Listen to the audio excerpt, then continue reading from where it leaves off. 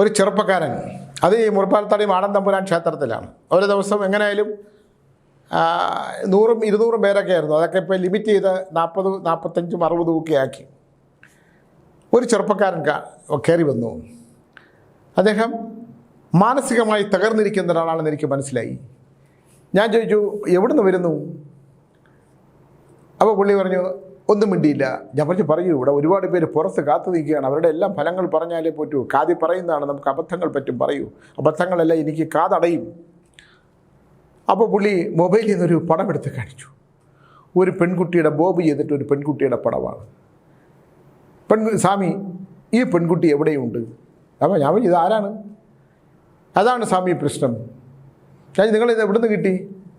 അത് ഇതൊക്കെ ഒരു ദിവസം രാത്രി, ഞാൻ വേറെ ഒന്നും പറയില്ല, ഇതിൻ്റെ നാളും പേരും ഒന്നും പറയില്ല, പറയരുതെന്ന് പയ്യൻ പ്രത്യേകിച്ച് പറഞ്ഞു. ആ ചെറുപ്പക്കാരൻ, സ്വാമി IT ആണ് സ്വാമി, ഒരിക്കലും പറയരുത്, ഇത് എൻ്റെ പേര് DNA പറയരുത്. ഞാൻ പറഞ്ഞു, നിങ്ങളുടെ പേരൊന്നും പറയാം, പക്ഷേ നിങ്ങളുടെ വിഷയം വളരെ നല്ലതാണ്, വളരെ ആകർഷണമായി തോന്നിയത് കൊണ്ടാണ് ഞാൻ പറയുന്നത്. അപ്പോൾ ഇദ്ദേഹം ബാംഗ്ലൂരിലാണ്. ബാംഗ്ലൂരിൽ പോകാൻ പെട്ടെന്ന് കമ്പനിക്കാർ വിളിച്ചപ്പോൾ പോകേണ്ടി വന്നതുകൊണ്ട് കിട്ടിയത് മൈസൂർ വണ്ടിയാണ്. മൈസൂർ വണ്ടി കിട്ടിയത് കൊണ്ട് തന്നെ അതിൽ കയറി മൈസൂർ ഇറങ്ങി അവിടെ നിന്ന് പോകാമെന്ന് വിചാരിച്ചു. മൈസൂരിൽ ചെന്നിറങ്ങി രാത്രി. നേരം വെളുത്ത് വരണതേ ഉള്ളൂ, അല്ലെങ്കിൽ എന്ന് ഞാൻ വിചാരിക്കുന്നു, അല്ലെങ്കിൽ സന്ധ്യയാകുന്നേ ഉള്ളൂ. ഏത് തരത്തിലാണെങ്കിലും അത് നമ്മുടെ ഇഷ്ടത്തിനനുസരിച്ചാകാം. അവിടെ ചെന്നിറങ്ങുമ്പോൾ അവിടെ ഒരു തൂണിൻ്റെ മറയിൽ ഒരു പെൺകുട്ടി നിൽക്കുന്നു, ബോബൊക്കെ ചെയ്തിട്ടൊരു പെൺകുട്ടി. അപ്പോൾ ഇദ്ദേഹത്തിന് ആദ്യം വളരെ ഇതായിട്ട് തോന്നിയില്ല, കാരണം അവിടുത്തെ പെൺകുട്ടികളല്ലേ. ഇയാളൊന്ന് നോക്കുമ്പോൾ അവൾ തൂണിൻ്റെ മറവിലോട്ട് ഇങ്ങനെ മാറി, പുറകിലോട്ട്. അപ്പോൾ ഇയാൾ ഒന്നുകൂടെ ഒന്ന് ശ്രദ്ധിച്ചു. ചെറുപ്പമല്ലേ, കല്യാണം കഴിക്കാത്ത പയ്യനല്ലേ, ലിപ്സ്റ്റിക്കൊക്കെ തേച്ച് ആകർഷണമായിട്ടുള്ള വസ്ത്രങ്ങളൊക്കെ ധരിച്ച് രാത്രികളിൽ മൈസൂരിലെയും ബാംഗ്ലൂരിലെയും തെരുവുകളിലും ഒക്കെ ഒരുപാട് പെൺകുട്ടികൾ നല്ലതും മോശമായതും ഒക്കെ കാണും. എല്ലായിടത്തും ഉണ്ടല്ലോ അത്, അവിടെ മാത്രമല്ല എല്ലായിടത്തും ഉണ്ട്. അതൊരു മെട്രോപൊളിറ്റൻ സിറ്റി ആയതുകൊണ്ട് കൂടുതലാണ് പെൺകുട്ടികൾ സ്വാതന്ത്ര്യം കൂടുതലുണ്ട്. അപ്പോൾ ആ കുട്ടിയോട് ഒരു ആകർഷണം തോന്നിയത് കൊണ്ട് തന്നെ ഇദ്ദേഹം ഒരു ചായയും കൂടെ കുടിച്ചു. അപ്പോൾ ഈ പെൺകുട്ടി പതുക്കെ ഇദ്ദേഹത്തിൻ്റെ അടുക്കലേക്ക് വന്നു. അടുക്കലേക്ക് ഞാൻ അടുത്ത് നിന്നിട്ട് അവളൊരു ചായ ഓർഡർ ചെയ്തു. പക്ഷേ ഇവർ തമ്മിൽ ഒരു സൗഹൃദം ഉണ്ടാവുകയാണ്. ചായ എടുത്തു വെച്ചപ്പോൾ അവൾ ആ ചായക്കുള്ള പൈസ കൊടുത്തതല്ലാതെ കുടിച്ചില്ല. അപ്പോൾ അയാൾ പറഞ്ഞു, കുടിക്കുന്നില്ലേ എന്ന് ചോദിച്ചു ചായ. അവൾ പറഞ്ഞു, എനിക്ക് വേണ്ട എന്ന് പറഞ്ഞു. പിന്നെ എന്തിനാണ് ഓർഡർ ചെയ്തതെന്ന് ചോദിച്ചു. എന്ന് പറഞ്ഞിട്ട് അവൾ അങ്ങോട്ട് മറങ്ങി വീണ്ടും ആ തൂണിൻ്റെ മറവിൽ ചെന്നപ്പോൾ ഈ ചെറുപ്പക്കാരൻ്റെ മനസ്സിൽ നിന്ന് ഈ പെൺകുട്ടി മായുന്നില്ല. ആ പെൺകുട്ടിയുടെ അടുത്ത് പോകാനുള്ള ഒരു ചെറുപ്പമല്ലേ ഇല്ലേ, ചെറുപ്പമായതുകൊണ്ട് തന്നെ അങ്ങനെ തോന്നി. യൗവനമാണ്, IT കമ്പനി ജോലി ചെയ്യുന്നതാണ്, വഴി മാറി മൈസൂരിൽ ചെന്നിറങ്ങിയതാണ്. അസമയത്തോ അല്ലെങ്കിൽ ഇരുട്ടാണ് സംഭവം. അങ്ങനെ ഒരു സമയത്ത് ഈ ഒരു പെൺകുട്ടിയെ പെട്ടെന്നൊരാകർഷണം തോന്നി. അയാൾ ആ പെൺകുട്ടിയുടെ അടുത്തേക്ക് ചെന്നു. അവർ തമ്മിൽ പരിചയപ്പെടുന്നു. പെൺകുട്ടി പറഞ്ഞു, ഞാൻ മലയാളിയാണ്. മലയാളി എന്ന് പറഞ്ഞാൽ മലയാളവും കന്നഡയും കൂടെ ചേർന്ന്, അവരുടെ അമ്മ മലയാളിയും അച്ഛൻ കന്നഡക്കാരനുമാണ്. പക്ഷെ ഭാഷ അറിയാം, മനസ്സിലാകും. കേരളത്തിൻ്റെ അതിർത്തിയിലാണ്. ചെറുപ്പക്കാരുടെ കഥ പറയുന്ന പോലെ പറയുകയാണ്. അപ്പോൾ എനിക്ക് വളരെ അത്ഭുതം തോന്നി. അപ്പോൾ ഒരുപാട് നേരം കേട്ടോണ്ടിരിക്കാൻ പറ്റില്ല, കാരണം പുറത്ത് ഒരുപാട് പേരുണ്ട്.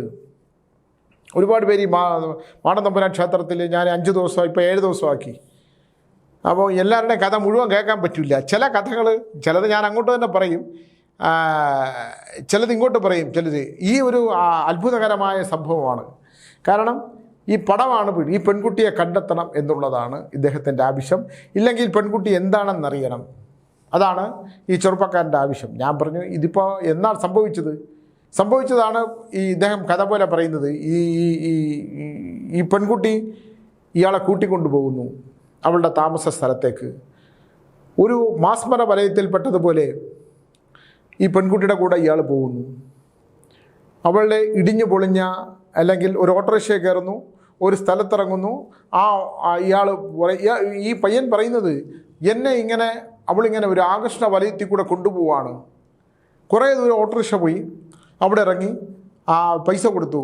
അവൾ ഇറങ്ങി നിന്നിട്ട് ഇയാളുടെ അടുത്ത് പൈസ കൊടുക്കാൻ പറഞ്ഞു. ഇയാൾ തന്നെ കൊടുത്തു. ഇവിടെ നടന്ന് ഒരു ഇടിഞ്ഞു പൊളിഞ്ഞു എന്ന് വിചാരിക്കുന്ന ഒരു സ്ഥലത്തുകൂടെ അപ്പുറത്ത് ചെന്നപ്പം അതൊരു തെരുവാണ്. ആ തെരുവിൻ്റെ ഒരു സ്റ്റെയർ കേസ് കയറി മോളിൽ ചെന്ന് വാതിൽ തുറന്നു.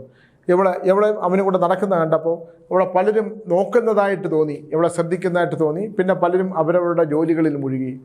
ഒരു മുറി ചെല്ലുമ്പോൾ അവിടെ ഒരു കട്ടിലുണ്ട്, ഒരു അലമാരി, ഇവൾക്ക് കിടക്കാൻ പറ്റുന്ന സാഹചര്യങ്ങളും സംവിധാനങ്ങളും ഒക്കെ ഉണ്ട്. ചെറിയ ഒരു മുറിയിൽ താമസിക്കുന്നത്. അവിടെ വെച്ച് അവനോട് കഥ പറയുവാണ്. ഈ വർഗീയ കലാപം ഉണ്ടായ ഒരു കഥയാണ് അവർ പറയുന്നത്. വളരെ വിചിത്രമാണ് എനിക്ക് തോന്നി. ഞാൻ വിചാരിച്ചു ഇത് പ്രേതകഥ വല്ലതുമാണോ? ഇത് നമ്മുടെ മരണപ്പെട്ടു പോയ ഫോറൻസിക് ലബോറട്ടറിയിലുള്ള അദ്ദേഹത്തിൻ്റെ ഒരു ഇതുപോലുള്ളൊരു പ്രേതാനുഭവ കഥകളുണ്ട്. അദ്ദേഹത്തിൻ്റെ ആ കഥകൾ വായിച്ച് ഉൾക്കൊണ്ടിട്ടാണ് ഞാൻ ഈ പ്രേതാനുഭവ കഥകൾ എഴുതിയത് തന്നെ. അത് ഇംഗ്ലീഷിൽ നിന്ന് പരിഭാഷയായിരുന്നു. അതിലിതുപോലൊരു കഥയുണ്ട്. കാരണം ഒരു പിന്നെ രണ്ടാം ലോക മഹായുദ്ധം കഴിഞ്ഞിട്ട് ഒരാൾ സ്ട്രീറ്റിലൂടെ പോകുമ്പോൾ ഒരു പെൺകുട്ടി അവിടെ ഇരിക്കുന്നു. അവൾ കരഞ്ഞുകൊണ്ടാണ് ഇരിക്കുന്നത്. അപ്പോൾ പറയും എന്ന് ചോദിക്കുമ്പോൾ പറയും, ഞാൻ വിശക്കുന്നു, ഇവരെല്ലാം മരിച്ചുപോയി, ആരുമില്ല എന്ന് പറയും. ഇയാളൊരു പത്രപ്രവർത്തകനാണ്, ഫോട്ടോഗ്രാഫറും കണ്ടാണ്. ഇയാൾ അവളെ വീട്ടിൽ കൊണ്ടുപോയി അവരുടെ കഥകൾ മുഴുവൻ പറയുന്നു. കഥ പറഞ്ഞ് അവളോടൊപ്പം ഉറങ്ങുന്നു. രാവിലെ ഉണരുമ്പോൾ കാണുന്നത് ഈ തലയില്ലാത്ത ഇവളുടെ ശരീരമാണ്. അവളുടെ ഓടി പുറത്ത് വന്നിട്ട് പോലീസുകാരൻ ഇങ്ങനെ കൈ കാണിച്ചിട്ട് പറയും, ഇങ്ങനെ മർഡർ ഇങ്ങനെ സംഭവം നടന്നു നോക്കി. പോലീസുകാർ പറയും, ഇത് നടന്നിട്ട് 10-60 വർഷമായി ഈ സംഭവം നടന്നിട്ട്. കാരണം സെക്കൻഡ് വേൾഡ് വാർ കഴിഞ്ഞിട്ടുള്ള അത്രയും കാലമാണ് പറയുന്നത്. അത്തരത്തിലുള്ള അനുഭവ കഥകളൊക്കെ ഉണ്ട്. എനിക്ക് ഈ പയ്യൻ്റെ കഥ കേട്ടപ്പോൾ അതുമായിട്ട് വളരെ സാമ്യം തോന്നി. അപ്പോൾ അങ്ങനെ ചിന്തിച്ചു ഞാൻ. അപ്പോൾ പറഞ്ഞുകൊണ്ടിരുന്നപ്പോൾ ഞാൻ പറഞ്ഞു, ഇത് എനിക്ക് സമയമില്ല, എന്നാലും ഞാൻ നിങ്ങളുടെ കഥ കേട്ടിട്ട് പറയുവാണ്. ഇതുമായിട്ട് അനുകൂലമായിട്ട് എന്നിട്ട് ഈ പെൺകുട്ടി എന്ത് ചെയ്തു, ഞാനിതിനെ ബേസ് ചെയ്ത് ഞാനൊരെണ്ണം എഴുതിയിട്ടുണ്ട് സബ്ജക്റ്റ്.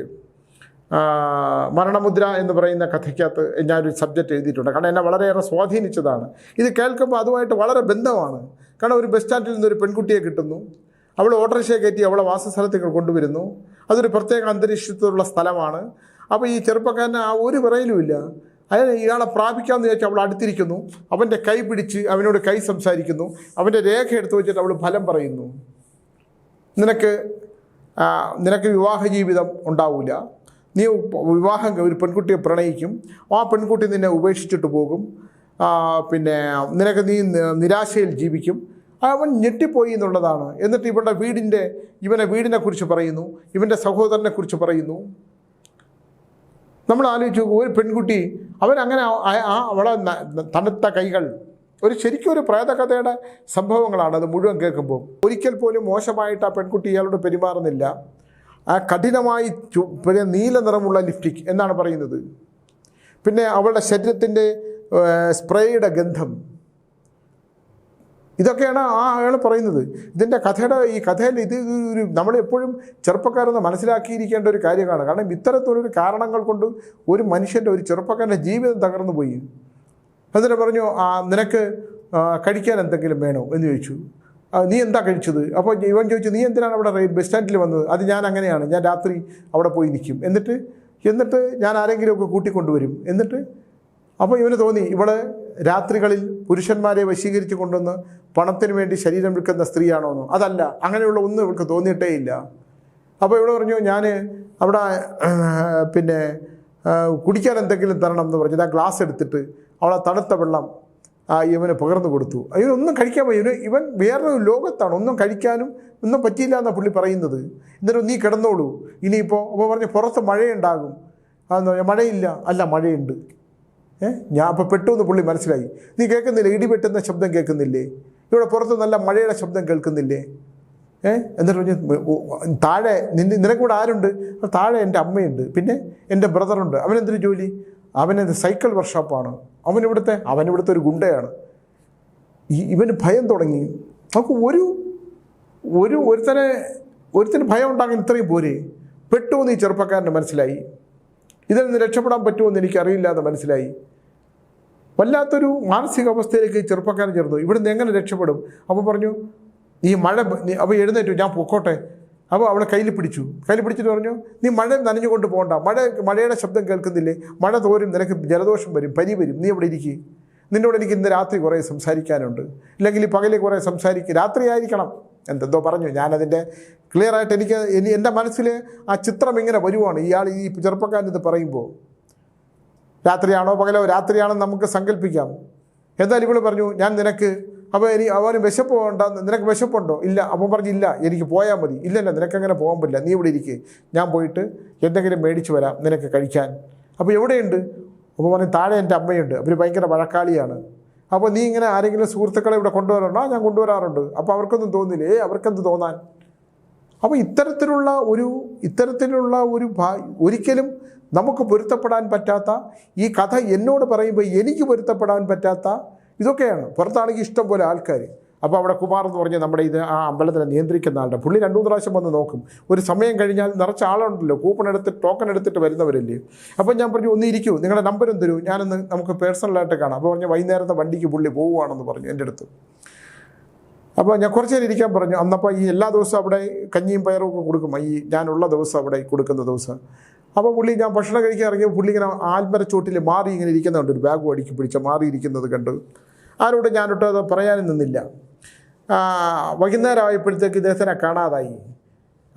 ഒരു ഉപകാരം മാത്രം ഉണ്ടാക്കി. ഇദ്ദേഹത്തിൻ്റെ നമ്പർ ഞാൻ ഈ ബുക്കിനകത്ത് ചിലരുടെ നമ്പർ എഴുതിയിടും. ഇപ്പോൾ നമ്പർ പറയുമെന്ന് പറഞ്ഞാൽ ഈ പയ്യൻ്റെ നമ്പർ ഞാൻ എഴുതിയിട്ടു.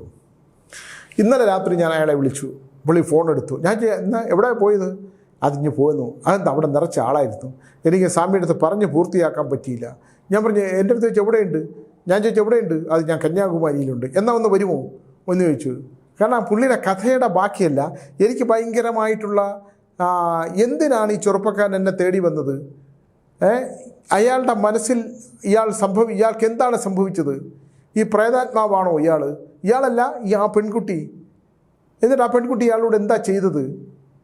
ഇല്ലെങ്കിൽ അങ്ങനെ ഒരു ചെറുപ്പക്കാരൻ, ഇദ്ദേഹത്തിനെ കണ്ടിട്ട് നല്ല കുടുംബത്തിലൊരു പയ്യനാണ്, ഒരു പെൺകുട്ടിയെ ഒരു രാത്രി സ്വാധീനിച്ച് കൊണ്ടുപോയി അവിടെ ചെന്നതിന് ശേഷം ആ കുട്ടിയുടെ ചിന്തകളും ഫോട്ടോകളുമായിട്ടൊക്കെ ജീവിക്കുന്ന ഒരാൾ, ജീവിതം താറുമാറായിപ്പോയി.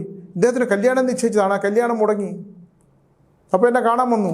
ഞാൻ വൈകുന്നേരം പറഞ്ഞു, ഞാൻ ബൊമ്പായിൽ നിന്ന് വണ്ടി ഓടിച്ച് ഇങ്ങനെ വരണ്ടേ? ഞാൻ പറഞ്ഞു, അവിടെ വെയിറ്റ് ചെയ്യൂ, ഞാൻ വരാം എന്ന് പറഞ്ഞു. കണ്ടു, ആ ചെറുപ്പക്കാരനെ കണ്ടു. എനിക്ക് വളരെ വിചിത്രമായി തോന്നിയ ഒരു കഥയാണത്. കഥയല്ല, ഒരു അനുഭവമാണ്. അതുകൊണ്ടാണ് ഞാനിത് കയ്യോടെ പറയുന്നത്, ഇല്ലെങ്കിൽ എൻ്റെ മനസ്സിൽ നിന്ന് ഇത് പോകും. മനസ്സിൽ നിന്ന് പോകുമെന്ന് പറഞ്ഞാൽ ഇതുപോലുള്ള ഒരുപാട് സബ്ജക്റ്റുകളുണ്ടല്ലോ. അപ്പോൾ ഞാൻ പോയി നമുക്ക് ഇവിടെ ഇരുന്ന് സംസാരിക്കാം എന്ന് പറഞ്ഞാൽ അദ്ദേഹത്തെ കൊണ്ട് ഞാൻ മ്യൂസിയത്തേക്ക് പോയി. അവിടെ ഇരുന്നു. ഞാൻ പറയൂ, എന്താണ് ആ സംഭവത്തിൻ്റെ അവസാനം? അപ്പോൾ പുള്ളി പറയുന്നത്, എനിക്കറിഞ്ഞുകൂടാ സ്വാമി. ഞാൻ അന്ന് അവിടെ ആ രാത്രി ഇറങ്ങിപ്പോയതാണ്. ഇറങ്ങിപ്പോയിട്ട് എനിക്ക് ഭക്ഷണത്തിന് വേണ്ടി എനിക്ക് ഉറങ്ങാനും പറ്റില്ല. എൻ്റെ ശരീരം മുഴുവൻ വേർത്ത് കുളിക്കുകയായിരുന്നു.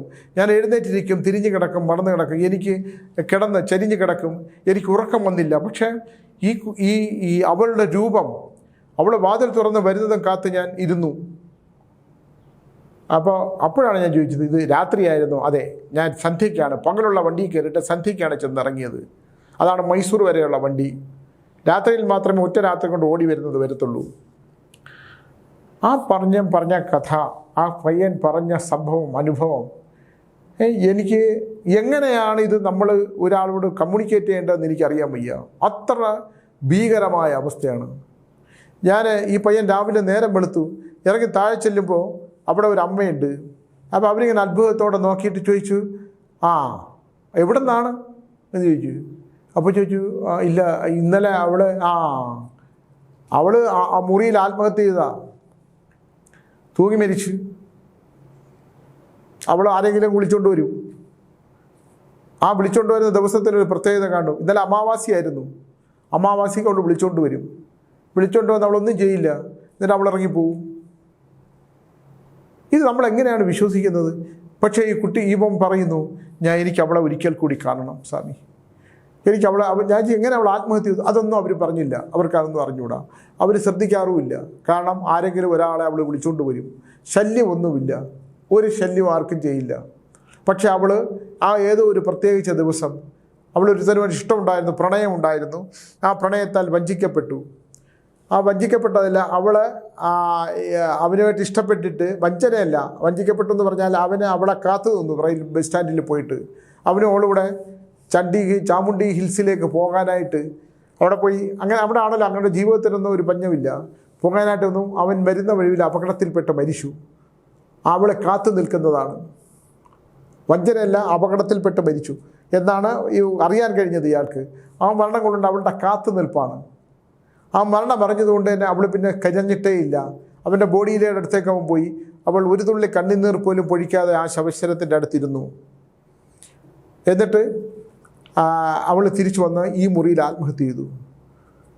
ആത്മഹത്യ ചെയ്യുമ്പോൾ ആ ദിവസം, ആത്മഹത്യ ചെയ്ത അതേ ദിവസം അവൾ ആരെങ്കിലും കൂട്ടിക്കൊണ്ടുവരും. കാരണം അവൾ നല്ലവണ്ണം ഹസ്തരേഖ ശാസ്ത്രം പറയും. ഹസ്തരേഖ വളരെ മിടുക്കിയായിരുന്നോ പറയുന്നത്. സൈക്കോളജി ആയിരുന്നു ആ കുട്ടിയുടെ സബ്ജക്റ്റ്.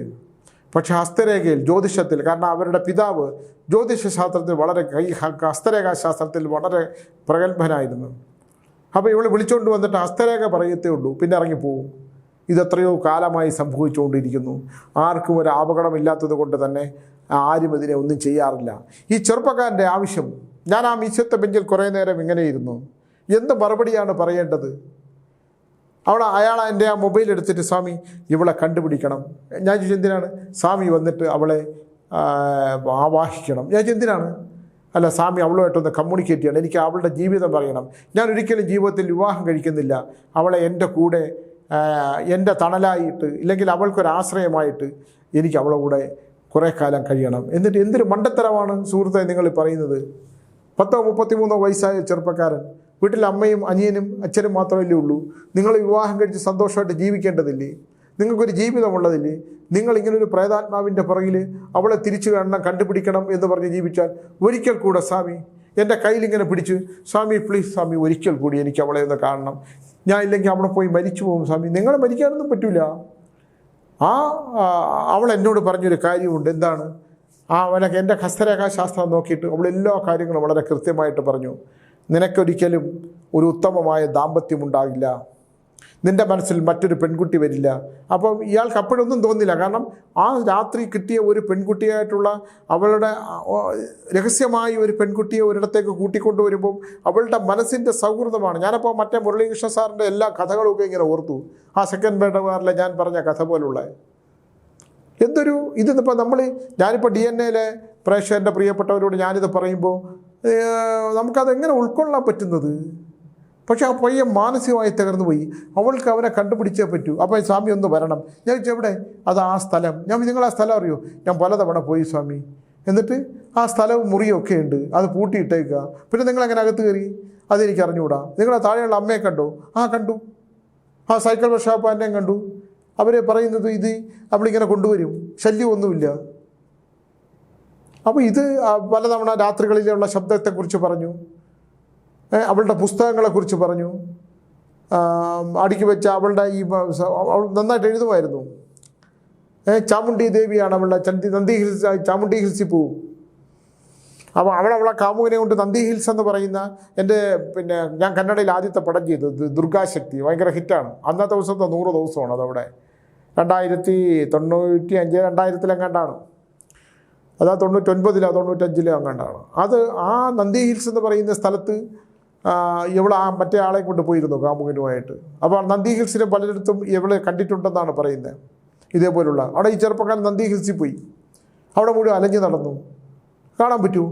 നന്ദി ഹിൽസ് പറയുമ്പോൾ ഞാൻ ഒരു കഥ പറയാനുണ്ട്. ഞാൻ ഈ ദുർഗാശക്തി സിനിമ ചെയ്യുന്ന സമയത്ത് ഞാൻ അന്നേ ഹസ്തരേഖാശാസ്ത്രമൊക്കെ പറയുന്നത്, മഹേന്ദ്രൻ എന്ന് പറഞ്ഞ ഡയറക്ടർ നമ്മുടെ കൊട്ടാരം വീട്ടിൽ അപ്പൂട്ടൻ എന്ന് പറഞ്ഞൊരു സിനിമയുണ്ട് രാജസേനൻ്റെ. അതിലെ നായികയായ ശ്രുതിയാണ് അതിലകത്ത് നായിക, എൻ്റെ ആ സിനിമയിലെ നായിക. അപ്പോൾ ഈ മഹേന്ദ്രൻ എന്ന് പറഞ്ഞ സംവിധായകനുമായിട്ട് ഈ ശ്രുതി ഭയങ്കര പ്രണയമാണ്. അപ്പോൾ ഞാനിതൊക്കെ പറയുമ്പോൾ എൻ്റെ അടുത്ത് വന്ന് ശ്രുതി ചോദിച്ചു, മഹേന്ദ്രനും വന്നു. ഇപ്പോൾ ഞാൻ വിവാഹം കഴിക്കരുത്, നിങ്ങൾ പിരിഞ്ഞു പോകും എന്ന് പറഞ്ഞു. ഇത് പറഞ്ഞത് കേൾക്കുന്ന 2 ചെറുപ്പക്കാരികളോട് ഉണ്ടായിരുന്നു, കേട്ടുകൊണ്ടിരിക്കും. കുറേ പേരൊക്കെ വരും. ഞാൻ ചുമ്മാ ഇങ്ങനെ തമാശയ്ക്ക് ഇതൊക്കെ പറയും, വെറുതെ നോക്കാനായിട്ട്.